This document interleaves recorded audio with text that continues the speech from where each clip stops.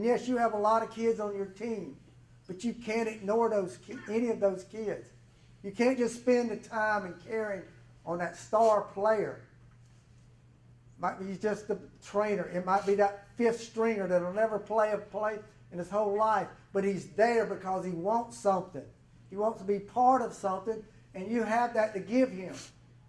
You have that time. You've got to spend time with them and pay attention to them and let them know that you care. You can save so many kids by doing that. You can do that. Will they fail? Yes. Everybody fails. Failure is an event, not a person. Remember that. Failure is an event. It's not a person unless you let it define you. You can let that failure control your life and define who you are, or you can move on and use it as a learning opportunity. 48 years as a cop, I've failed a lot of times, but I've never let it define who I was. I learned from all of them, and I moved on. And you grow from them. So yes, will you stumble and will you fall? You will stumble and you will fall. But you help them pick themselves up. Yes, when they make a mistake, they fumble the ball, they jump off sides or whatever, that's a failure at that moment. But you use that to teach them. You don't let that be their whole life, where that's all they have is that I failed. And then they will become a failure. It's an event. Don't let it be more than just that an event. But the time you spend with these kids is so valuable. How many, I probably guess, everybody in this room remembers your bad coach and a good coach. Your bad coach and your good coach. What are you going to be? 15 years from now, when that player that you're coaching right now, what are they going to say about you? Were you a bad coach or were you a good coach? Were you a coach that cared for me and took care of me, or you were just a coach? Just a coach.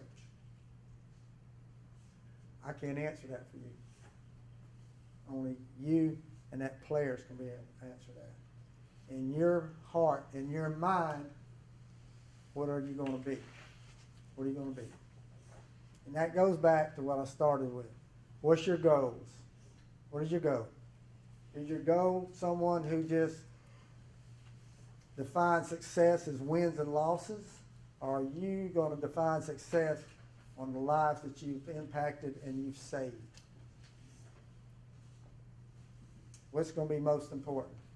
A number of wins and losses, they're up there. But the young people that you save and the young people that will come back to you 20 years later and walk up to you and say, thank you. Thank you. You made a difference in my life. You saved my life. And see, that's the same as in my profession. I lock people up. I take their freedom away from them. That's part of helping some people. And cops that work at the Sheriff's Department will tell me, they said, I was in the grocery store and this man walked up to me and said, thank me for locking him up, that it saved his life. I never thought about that. All I thought about was putting him in jail. We save people's lives too by things that we had to do, just like you can. You can.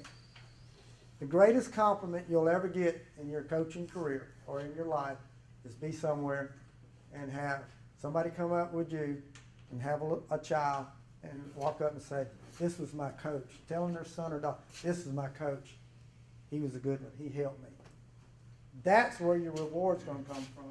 It ain't going to come from the money in your pocket or wins and losses on a sheet of paper. It's going to come from what you hear somebody say about you. And everybody in this room has the same opportunity to touch people. If it's on the field or if it's off the field, in life you have that opportunity every day. Every day. Don't miss out on it. Because that may be that one chance, that one opportunity to show somebody that you care and you really care, that could save their life and turn them around.